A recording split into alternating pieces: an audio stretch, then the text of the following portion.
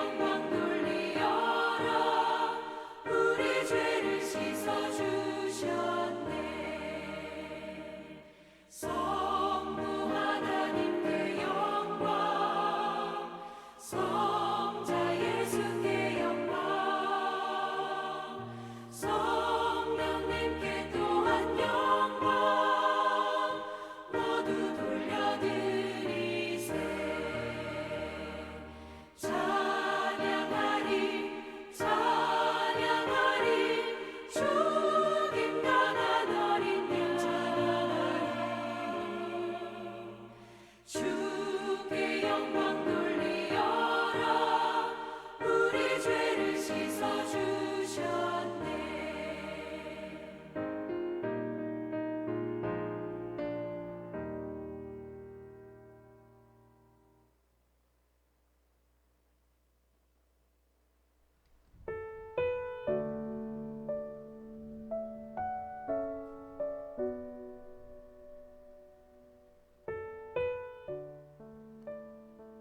오늘의 하늘 양식은 민수기 6장 1절에서 7절 말씀입니다.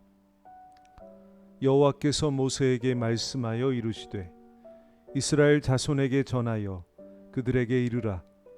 남자나 여자가 특별한 서원 곧 나실인의 서원을 하고 자기 몸을 구별하여 여호와께 드리려고 하면 포도주와 독주를 멀리하며 포도주로 된 초나 독주로 된 초를 마시지 말며 포도즙도 마시지 말며 생포도나 건포도도 먹지 말지니 자기 몸을 구별하는 모든 날 동안에는 포도나무 솟아는 씨나 껍질이라도 먹지 말지며 그 서원을 하고 구별하는 모든 날 동안은 삭도를 절대로 그의 머리에 대지 말 것이라. 자기 몸을 구별하여 여호와께 드리는 날이 차기까지 그는 거룩한즉 그의 머리털을 길게 자라게 할 것이며 자기의 몸을 구별하여 여호와께 드리는 모든 날 동안은 시체를 가까이 하지 말 것이요 그의 부모 형제 자매가 죽은 때에라도 그로 말미암아 몸을 더럽히지 말 것이니 이는 자기의 몸을 구별하여 하나님께 드리는 표가 그의 머리에 있음이라. 아멘. 이스라엘 백성 중에는 성별되어 하나님을 위해 봉사하고 헌신하는 사람들이 있었습니다.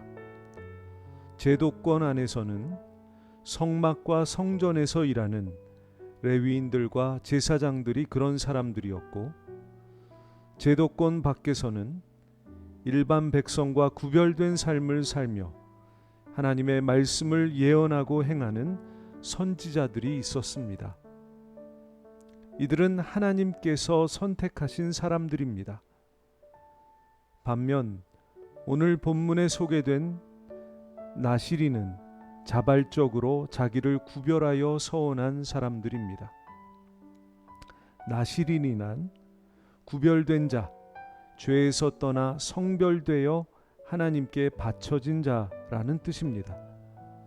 대표적인 인물로 삼손, 사무엘, 세례 요한 등이 있었습니다.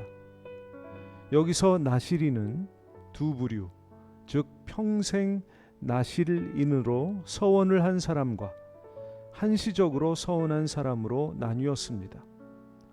특별히 여자도 남자와 동일하게 서원하여 나실인이 될 수 있었습니다. 남녀 차별이 심했던 당시 사회적 종교적 관습을 뛰어넘는 일이었습니다. 나실인에게는 세 가지 금기가 있었습니다. 첫째, 포도주와 독주를 멀리하며 포도주로 된 초나 독주로 된 초를 마시지 말며 포도즙도 마시지 말며 생포도나 건포도도 먹지 말지니, 즉 나실인은 포도나무에 솟아는 씨나 껍질도 먹지 말아야 했습니다. 이것은 세상적인 쾌락을 금하라는 의미입니다. 술은 인간의 감정을 자극하고 마비시켜 하나님의 뜻을 분별하지 못하게 하기 때문입니다. 둘째, 삭도를 절대로 그의 머리에 대지 말 것이라. 교회의 머리는 예수님이십니다. 머리는 상징적으로 주권을 의미합니다. 셋째, 시체를 가까이 하지 말 것이요. 죽음은 죄의 결과입니다. 그러므로 이 말씀에는 성결한 생활을 해야 하는 나시린은 죄를 가까이 해서는 안 된다는 상징적인 의미가 담겨 있습니다. 사도 바울은 나는 그리스도와 함께 십자가에 못 박혔습니다. 이제 살고 있는 것은 내가 아닙니다. 그리스도께서 내 안에 살고 계십니다.